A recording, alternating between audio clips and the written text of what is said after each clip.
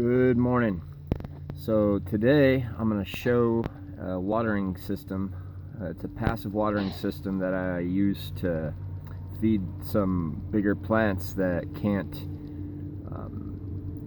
can't keep up with watering, basically. So if you, for example, have tomato plants, you realize that these things consume water and nutrients constantly, so you always got to be watering these things, always got to be checking the water levels if you're doing hydroponics. So if, for example, you have a milk jug, well, that's a gallon, and honestly it's less than a gallon because if you're doing it hydroponically, you have to have some space in there for air for the roots, so really it's less than a gallon. So, and during the hot summer days like now, or the spring days, you'll go through that in a day. So basically every day you're just watering your plants, so what's the point, really?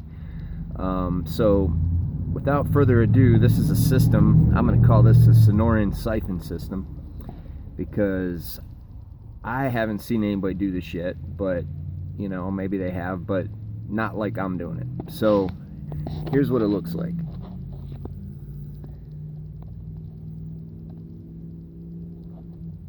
So as you can see, I have 4 milk jugs, and they're all connected to each other via irrigation tubes, hoses. This is like 1/4 inch. And all I'm doing is I am filling the level of water that I want in my main container reservoir, which is for the tomato plant here. And I put the level of water that I want in there.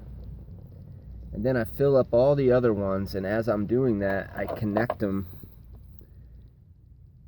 to each other via these hoses, and basically just siphon water from one to the next and create a little chain here. And what's happening is the atmospheric pressure is going to keep these level at all times. So this works great because the one that's benefiting the most from this is this guy. So you could actually think of this like socialism. So this guy here is consuming, and then these guys are going to replenish what this one's consuming because they all have to stay level. So these roots will consume, you know, the nutrients that are in the first one, and then atmospheric pressure is going to siphon the fluids from the other jugs into this jug, and they're all going to remain level eventually. So this is how you can get 4 gallons out of feeding out of really just single gallon containers like this, like milk jugs. And I have them in a box right here. I don't know if you guys can see that, but the box isn't necessary. This is actually a way that I keep the algae from forming in these, because if you keep them in the light, because they're white or clear milk jugs, the light's going to actually cause a lot of algae buildup. So you can't have that. That'll kill your plants really quickly, especially when it gets warmer. So I'm putting them in a cardboard box, and I'm sealing this up with duct tape, and I'll take pictures of that when I'm finished. But this is how I do it. But you could also bury these things in gravel, dirt, whatever, and that'll keep, or even put like cloth around them. I've done that as well to keep the algae out. But anyhow, this will, you know, help to where I don't have to water these things every single day. I can just water them every few days or every 4 days.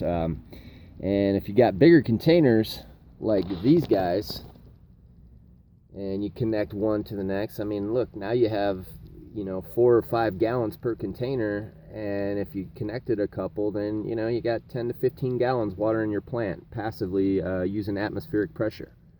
So that's what I'm doing, and happy, what is it, Thursday.